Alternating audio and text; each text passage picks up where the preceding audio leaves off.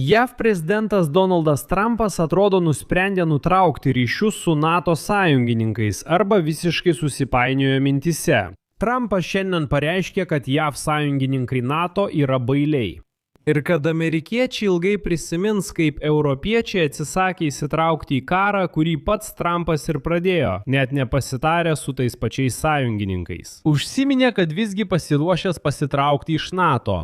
Tačiau problema ta, kad dar prieš kelias dienas Donaldas Trumpas kartojo, jog JAV nereikia sąjungininkų pagalbos, mums jos nereikia. Dar dieną anksčiau Trumpas prašė pagalbos, o vakar sakė, kad NATO sąjungininkai, cituoju, elgėsi gerai, daug geriau nei anksčiau. Šiandien jie vėl elgėsi blogai ir jie bailiai. Tuo tarpu vis labiau chaotiški Trumpo pareiškimai leidžia manyti, kad prezidentas prarado karo su Iranu kontrolę.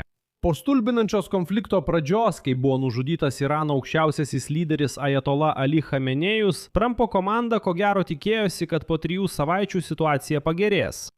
Išeitis iš situacijos vis dar neaiški, o Trumpas nuolat painiojasi paaiškinimuose. Taigi aptarkime šią temą kartu dabar. Mano vardas Aleksejus Pečijus, draugai. Jeigu norite paremti mūsų YouTube kanalo veiklą, būsiu už tai dėkingas. Tai galite padaryti finansiškai, paukodami bet kokią sumą pagal nuorodas ir rekvizitus esančius šio vaizdo įrašo aprašyme. Ten taip ir parašyta – paremti kanalą Aleksejus Pečijus. Pasirinkite patogiausią būdą. Dėkoju už palaikymą. Padarykite tai laidos pabaigoje, jei ši informacija jums buvo naudinga. Taip pat užsiprenumeruokite mano Telegram kanalą Peči News. Nuoroda į jį taip pat yra aprašyme. Taigi JAV prezidentas Donaldas Trumpas apkaltino NATO sąjungininkus, kad jie nenori užtikrinti laivybos saugumo Ormuzo sąsiauryje.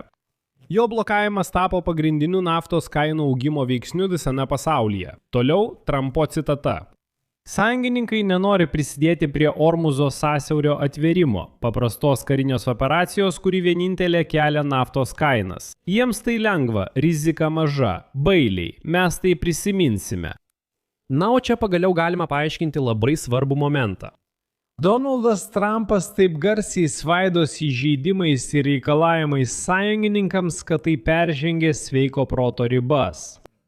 Nė vienas NATO sąjungininkas nebuvo iš anksto informuotas apie JAV ir Izraelio karo prieš Iraną pradžią vasario 28 dieną. Niekas Europoje nežinojo, kad Trumpas ruošiasi pradėti karą, į kurį vėliau bandys įtraukti pačią Europą. Ar taip elgėsi sąjungininkai? Priminsiu, pirmąją karo dieną paaiškėjo, kad Italijos gynybos ministras buvo Saudo Arabijoje. Trumpas atrodo su italais palaiko normalius santykius, tačiau net ministras nežinojo, kad NATO sąjungininkas ruošiasi pulti Iraną. Italijos ministrų ir keliems aukštiems pareigūnams teko skubiai išvykti iš Rijado, kai Iranas pradėjo atsakomąsias atakas prieš Persijos įlankos šalis. Taip sąjungininkai nesielgia. Trumpas turi problemų. Vašingtonui sulaukiant kritikos, Vokietija, Didžioji Britanija, Prancūzija, Italija, Nyderlandai, Japonija, Kanada pareiškė pasirengimą dalyvauti užtikrinant saugų praėjimą per Ormuzo sąsiaurį. Nesako, gerai, esame pasiruošę. Trumpas sako, jūs bailiai, mes viską tai prisiminsime. Vokietijos kancleris Friedrichas Merzas patikslino, kad tai įmanoma tik nutraukus karo veiksmus. Emanuelis Makronas po ES susitikimo Briuselyje pabrėžė tarptautinės teisės laikymosi ir deeskalacijos svarbą. Svarbu suprasti, kad tai jau aptariau ankstesnėje laidoje ir trumpai pakartosiu. Vokietijai ir Prancūzijai Ormuzo sąsiaurio uždarimas didelės žalos nedaro. Vokietija ir Prancūzija iš Persijos įlankos šalių negauna didelių dujų ar naftos kiekių. Pavyzdžiui, Vokietija per metus prekiauja su Persijos įlankos šalimis, ji importuoja iš ten prekių už 5,7 milijardo dolerių. Tokiai ekonomikai tai nedidelė suma, tačiau net tie 5,7 milijardo dolerių 5,7 milijardo dolerių tiek Vokietija artimuosiuose rytuose išleidžia jachtoms, valtims, brangenybėms ir panašiai. Daugelis komentatorių klausia, europiečiai juk nuo to kenčia, kodėl jie nepadeda Trumpui. Pirma, Trumpas jų apie tai neįspėjo. Antra, ar tikrai šis argumentas veikia, kad europiečiai kenčia dėl Ormuzo sąsiaurio blokados? Italija ir Belgija kenčia. Bet ne visi kiti. Pagrindinis klausimas, kodėl Trumpas kritikuoja NATO sąjungininkus, jei vos prieš 2 dienas sakė, kad JAV jų pagalbos nereikia. JAV prezidentas Donaldas Trumpas prieš 2 dienas teigė, kad dauguma NATO sąjungininkų informavo Vašingtoną apie neketinimą dalyvauti kare su Iranu ar saugoti Ormuzo sąsiaurį. Tačiau anot jo tai tebuvo patikrinimas prašant pagalbos. JAV tokios pagalbos nereikia, nes jie jau laimėjo šį karą. Tada Trumpas pareiškė, kad tuo nesistebi, nes visada manė, jog NATO nepadės JAV. Pateikiu pažodinę Trumpo citatą pasakytą prieš 2 dienas. Kasmet išleidžiame $100 milijardų šių šalių apsaugai, o jos mums nepadeda, ypač kai reikia.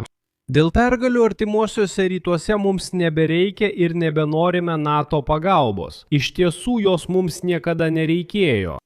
Jungtinėms valstijoms nereikia niekieno pagalbos. Na stop. Jei pagalbos nereikia, kodėl Trumpas nenurimsta ir įžeidinėja sąjungininkus, vadina bailiais. Jis sako, prisiminsiu, mes visada prisiminsime. Ką prisiminti? Juk prieš 2 dienas sakei, kad pagalbos nereikia ir mums jos niekada nereikėjo. Bet esmė ta, kad Trumpui pagalbos tikrai labai reikia. Bet jis to pripažinti negali. Įtariama, kad Trumpas prarado šio karo kontrolę. Nes nors Jungtinės valstijos ir Izraelis smarkiai pakenkė Teherano kariniai pramoniai ir represiniai sistemai, tačiau Iranas perėmė iniciatyvą išplėsdamas karo mastą. Ormuzo sąsiaurio uždarimas gali paralyžiuoti pasaulio ekonomiką. Amerikiečiai jau kenčia, nes benzino kaina artėja prie $4 už galoną. Tai daug situacija gali blogėti. Persijos įlankos naftos ir dujų objektai nuolat atakuojami. Ketvirtadienį Trumpas tvirtino nežinojęs apie Izraelio planus atakuoti Irano dujų telkinį Pietų Parsas, tačiau tai melas. Trumpas žinojo apie šią ataką ir ją suderino. Vėliau jis paragino Izraelį nebombarduoti Irano dujų objektų, o tai sukėlė problemą. Trumpas siekė būti geras, bet šis epizodas tik dar labiau sustiprino MAGA judėjimo atstovų nuogastavimus. Taip yra todėl, kad karą veda Izraelis, o ne JAV. Prisiminkite MAGA, jie dabar skleidžia šią teoriją, kad karą veda Netanyahus. Jis įtikino Trumpą įsitraukti į šį karą, apgavo jį ir panašiai. Kai Trumpas sako, aš nežinojau, kad Izraelis bombarduoja Pietų Parsą, jis patvirtina, jog nekontroliuoja situacijos. Persijos įlankos šalims nuolat gresia jų sąjungininkės JAV sukelto karo pavojus, nors jos nenorėjo šio konflikto. Trumpas piktinasi, kad negali įsakyti europiečiams atsiųsti laivų Hormūzo sąsiauriui atidaryti. Europiečiai atsako Trumpui, tai ne mūsų karas, mes jo nepradėjome. Be to, Trumpo administracija iki šiol nepateikė jokio plano, ką Trumpas turi omenyje, kai sako, kad karas greitai baigsis. Ką tai reiškia?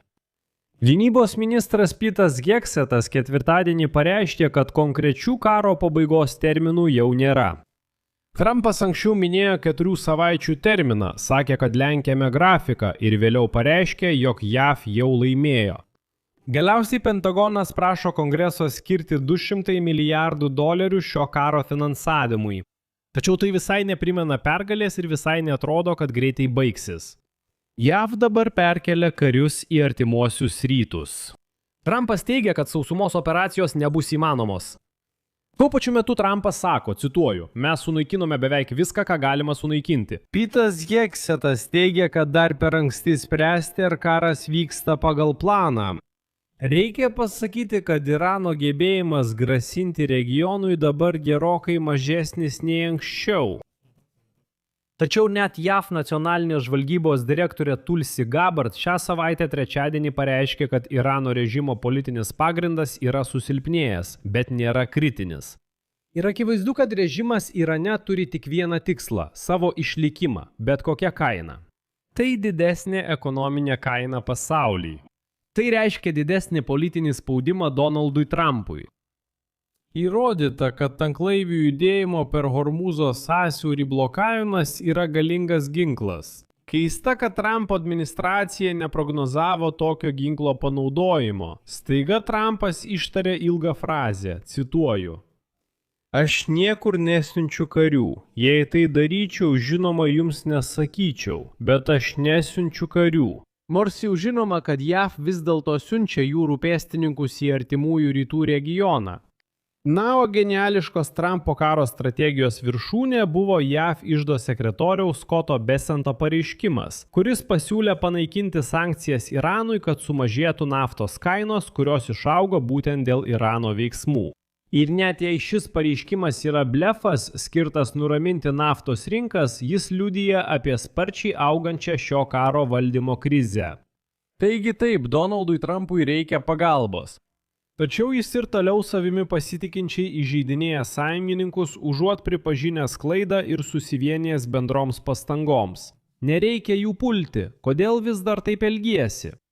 Čia ir padėsiu daugtaškį. Parašykite nuomonę komentaruose ir prenumeruokite kanalą. Galite tapti šio YouTube kanalo rėmėjų ten pat, kur prenumeruojate. Kas dar? Paspauskite patinka ir varpelį. Žodžiu, draugai, ačiū, kad žiūrėjote. Tai viskas. Saugokite save, visiems iki pasimatymo.